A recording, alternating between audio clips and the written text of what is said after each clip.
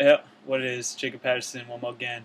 One of my new roommates has a vlogging channel, and it reminded me of why I got into YouTube in the first place, which was pretty fun. And I had a long conversation with him about it, and he didn't know, actually, today I was talking to him, he didn't know that I got on YouTube like 6 or 7 years ago, and he was really surprised. We were talking about how different of a landscape it was back then than what it is today, which is kind of why I stopped making videos. But it's why a lot more talented people who are more talented than me started making videos. So it's definitely a good thing.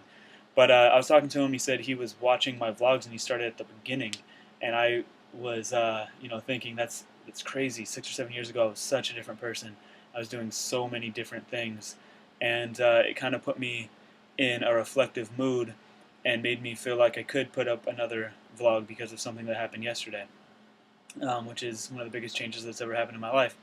And I figured it a good time to talk about it. I'm in my room right now that I built. I'm on top of my loft, and the only light I had, I figured I'd be boring enough to look at for however many minutes this is going to take me. I'm guessing it's going to be a little while.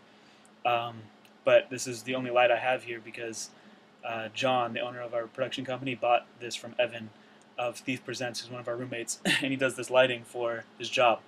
Matter of fact, he's setting up a party with the rest of his lights now. Um, but it's the only light I have up here because John told me I need to store it, so I just plugged it in, leaving it there until the light bulb burns out. And then I have an American flag and a dream catcher back there, and then this is a painting that I got in one of our shows. It's one of my favorite paintings that we have here. I could show you guys around my room sometime, but it's just not very nice. Anyway, if I stay here, which is what I'm here to talk about. So, yesterday I sent an email to all of the residents of our gallery, of our living space, of our weird art commune thing, whatever it is at this point.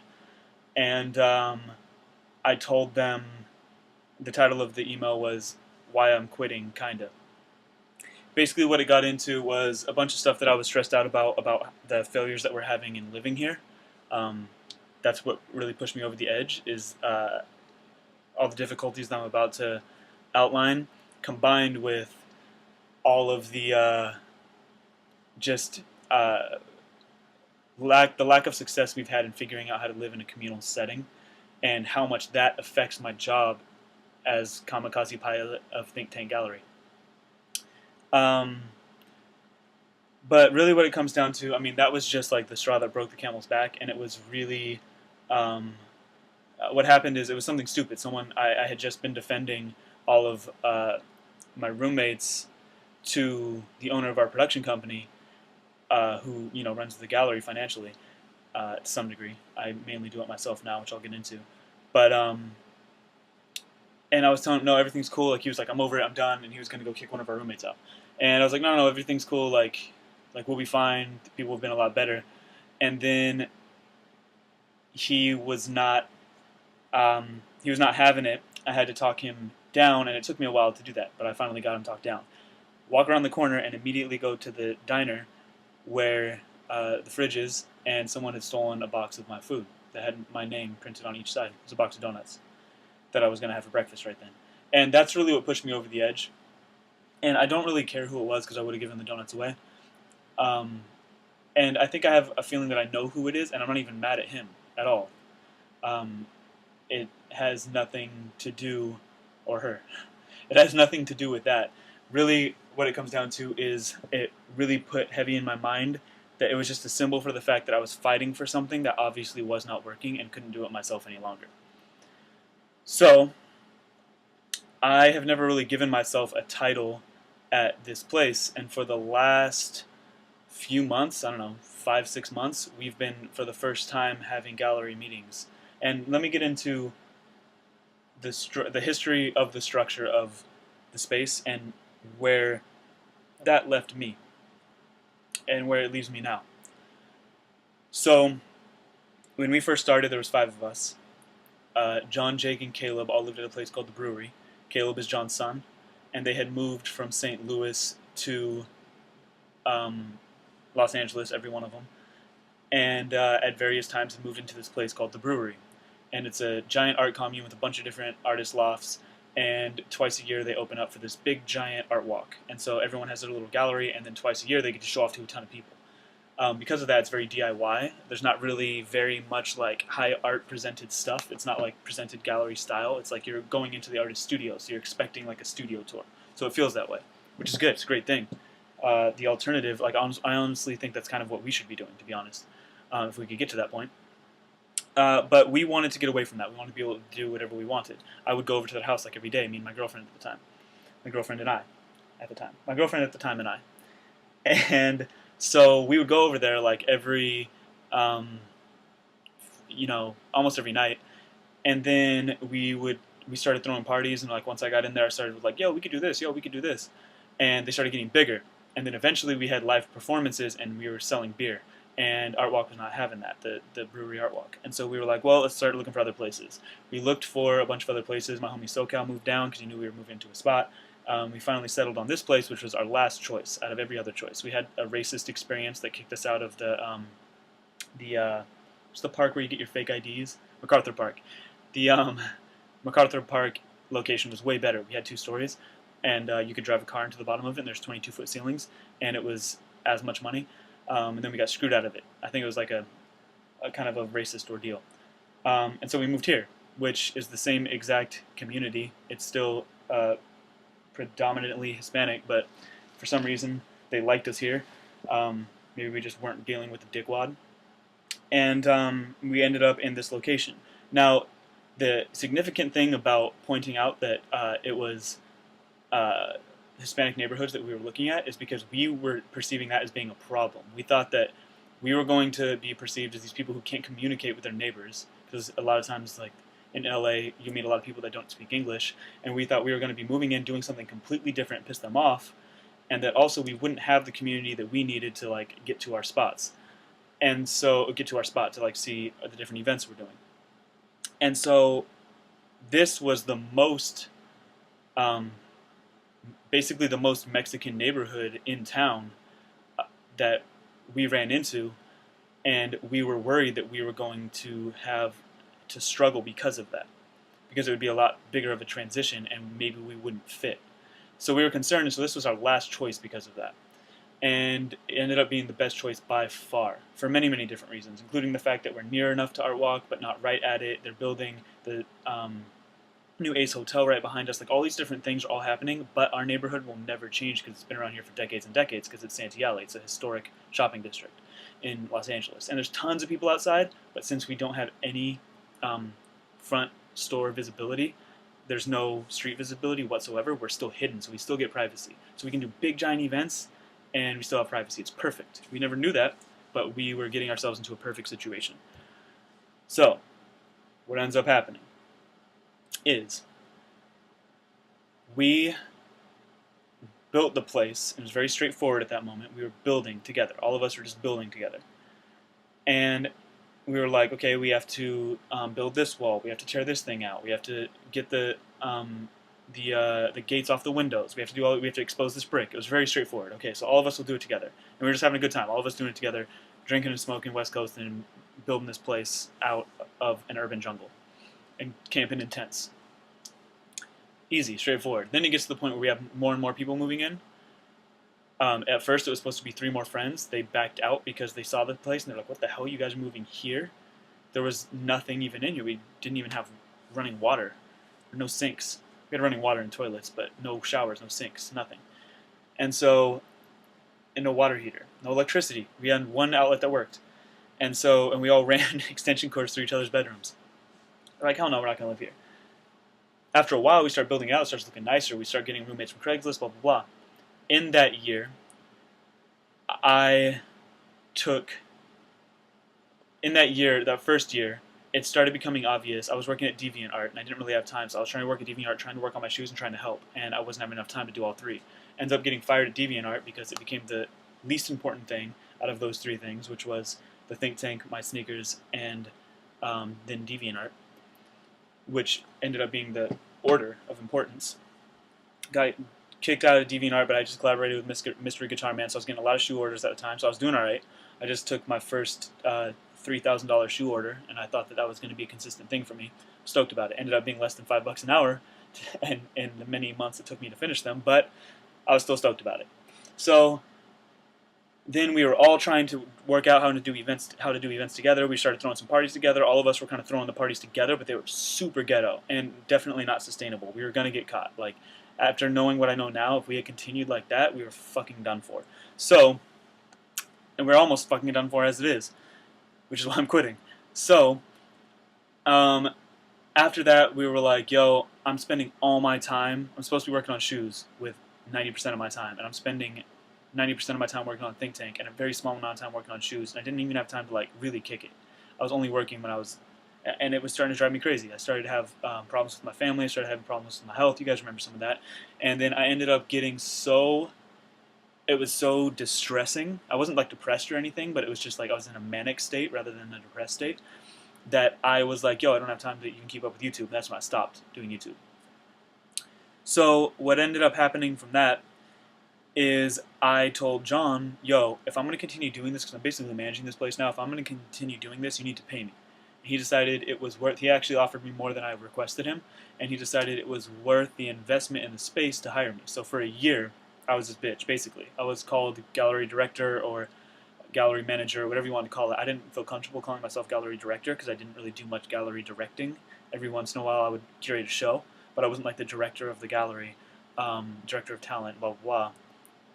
And I also wasn't qualified for that. And I wasn't doing the same kinds of things that gallery directors do, so I wasn't comfortable with the title, which is why my Facebook says Kamikaze Pilot at Think Tank Gallery. And so I was basically gallery manager, which basically was do everything that John tells you to do all the time. And he's a crazy dude. So anyone who knows John knows he's a crazy dude. So I ended up dealing with some crazy experiences, some crazy times. That year, what ends up happening is we start to realize, okay, so the way we're making money is by renting the space out. I'm trying to sell art shows. I'm not trying to rent the space out. So I'm not spending, it's not my life goal to be a studio manager or a location manager or any of that stuff. Some people, it is their life goal. And it's fun. Like, I can see why someone will be really into it. Managing parties and booking parties and throwing parties and organizing and promoting parties. All that stuff is fun. But there's so many stresses that come with it because of the fact that it's not the only thing I'm doing. It's my secondary goal in life is to know how to throw events. And I want to throw art parties. Like, I'm definitely interested in that, but I want to handle the art, not want someone else to handle the party. So at the end of that year, I started realizing, well, what happened is at the end of the year, John says, hey, so I want to stop paying you because I can't afford it. He was in a tight spot at the time, in between jobs. And he works in reality television, so he's either making a ton of money or nothing. If he's on a show or if he's not. So he says, I can't afford to pay you in the off time, so you need to start paying yourself. I'm going to stop giving you any money, but instead of you taking a 25% commission on every party you throw, you're going to give me a 25% commission on every party you throw. And the space is free for you. So he basically just gave me the place and told me to make my own money on it. And so that lasted, I don't even know when that happened. I mean, it's been a good 6 months or so. And I've been running the place, it's been longer than 6 months, but I've been running the place by myself for that amount of time. Now, when this started happening, I started realizing, yo, I'm not going to be able to run this place by myself. So I started having gallery meetings. And now what happened is a bunch of people moved into a place. They think, oh, we're a collective. We're going to be able to do all this stuff together. Then we start realizing we can't do all this stuff together because a lot's slipping through the cracks, so one person has to take the wheel. Everyone else can contribute, but one person has to be steering the ship, basically. Captain of the ship. And since it was just not happening and I just did it because it needed to be done, I never intended to be like, I want to be the leader of this community, but what ended up happening is there was no other way for that to have happened. I mean, I was the only one doing everything. I forced myself to take that role, and even though it was extremely difficult, and even though we were getting shut down and I was getting fined and almost going to jail, and I was sacrificing my career as an artist. I couldn't paint anymore. I haven't had time to paint, and that's what I want to be doing with my life. So what ends up happening is I take that role, and it caused a little bit of hostility, and completely understandable. Not like these motherfuckers being mad at me, but I do all this work. Yeah, I feel that way, but at the same time, I fully understand. If I was in their position, I would feel like, why does this guy get to run it? He doesn't even know what he's doing. He doesn't know how to do it right. And it's because this place has to just be reactive. Basically, what this place requires is for someone to just give themselves to it and make it an interwoven fabric of their identity and the identity of the place. It's like a child, and give it all of your attention and make sure that everything is flowing within it. You have to manage the ecosystem. And I just ended up being the one that had the opportunity in his life, because that person's life had to be set up correctly, to take the role, and I let it define me enough. And so once I opened it up to the place that we're meeting about how the gallery should be run, it turned into a conversation between a bunch of people and me feeling like they don't understand it well enough. And it's because they didn't, because I didn't give them the opportunity to understand it well enough.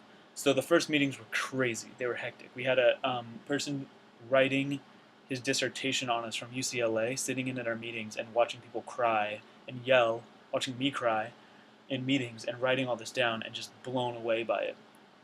They were nuts. They were so intense. And then what ended up happening after that is those were some crazy times. I'm getting real hyped, but it was worth it.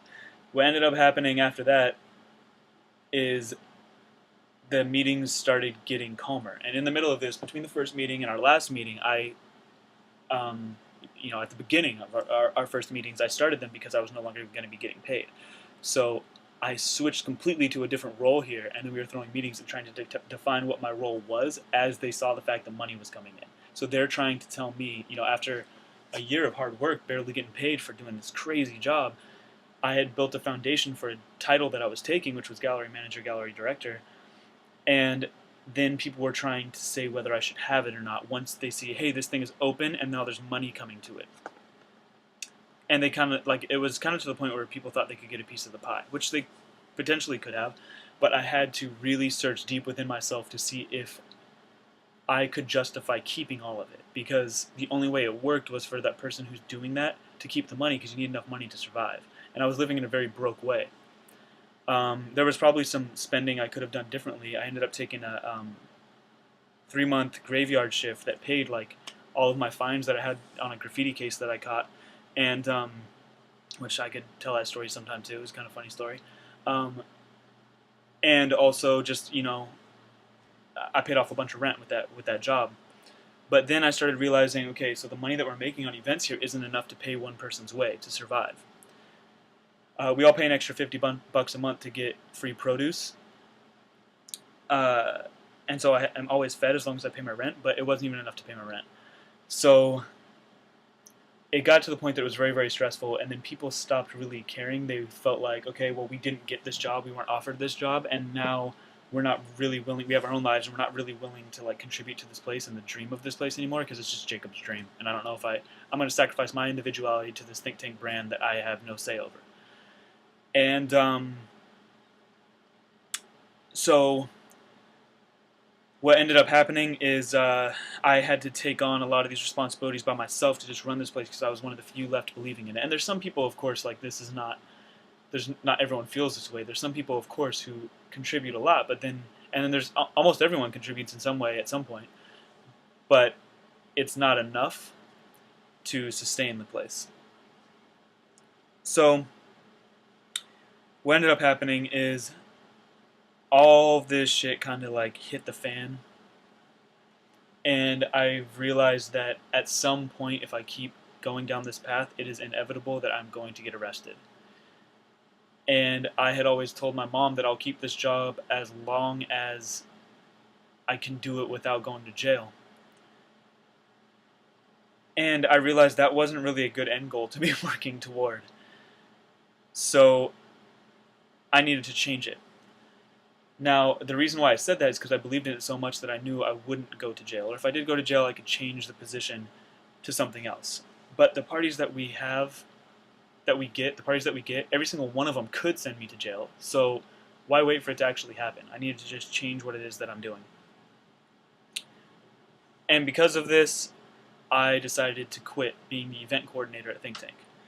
Now, I've never been called the event coordinator before, but what ended up happening is the only way I was making money was to throw these parties, and every time we had a party, it would take up about 2/3 of my week. So I'd have 1/3 left to do everything I want to do for the think tank, everything I want to do for the think tank, and everything I want to do with my own art career. Now, if 2/3 of my life is spent doing something I don't want to do to make money, then what's the point of running this place anyway? Yes, I get to wake up and then lay in my bed in my underwear and work on my computer for the first 2 hours of my day every day, and I get to work on my computer by responding to people saying how much they love my space or something that we did, or writing blogs, or responding to people on Facebook that are fans. That's beautiful. It's amazing. It's so few people in the world are blessed with that opportunity. But it's not worth the stress. There's so much stress that comes with it because of the fact that it's not running events, like live events, is not what I want to do with my life. So it doesn't feel fulfilling when I'm dealing with all the bullshit. When I'm dealing with all the bullshit in terms of getting an art gallery, an art exhibit to open, and I have to do all this stupid shit to make that happen, it's okay because it's like I want this so bad. I don't care. I'm happy to go talk to an architectural consultant about something that I have no idea about. I'm happy to go sit in a lobby and wait to talk to the building officials here so that I can find out what information we need for the permits for my event. I'm happy to do that. When I need to go find out all that information so I can throw someone else's party for them illegally because they want to rent from me, I'm not happy to do that. It's helping their career, it's not helping mine. And they don't care about mine. They're often dicks to me because we don't connect on the level that we both are advancing our careers, and so instead what they're doing is they're impeding on mine, and they're stopping me from being able to throw an art show, and they're stopping me from keeping my space clean enough to throw art shows, and so we have an animosity toward one another because of that. So what this has done is it has given me the need to quit as event coordinator, which is basically saying I'm going to quit what 2/3 of my job is, and what it's also basically saying is that I'm going to quit the only thing that makes me money. So I either have to get a day job or I have to really start pumping out custom shoes, which is going to be my first attempt, but I wasn't making enough money on custom shoes to survive. And that's probably because I didn't have enough time to put into it, and now I will. But even still, I'm really going to have to hustle that shit real hard in order to survive on it. That said, I think I can. So I'm really going to... The next thing that's happening at the think tank is if the think tank is going to be successful because the lease ends in like 17 months. If the think tank is going to be successful, we're not re-signing the lease unless the think tank is promising success at that point. So that's Judgment Day. So if the think tank is going to be successful, it's not going to be from renting out the place for parties and shoots. It's going because then we're not really inspiring anyone. And yeah, maybe we can pay our rent every month, but we're not trying to start a business to pay our rent every month by renting the place out for shoots. We're trying to start a business to run an art gallery, to expand all over the place and inspire people all over the world for various reasons.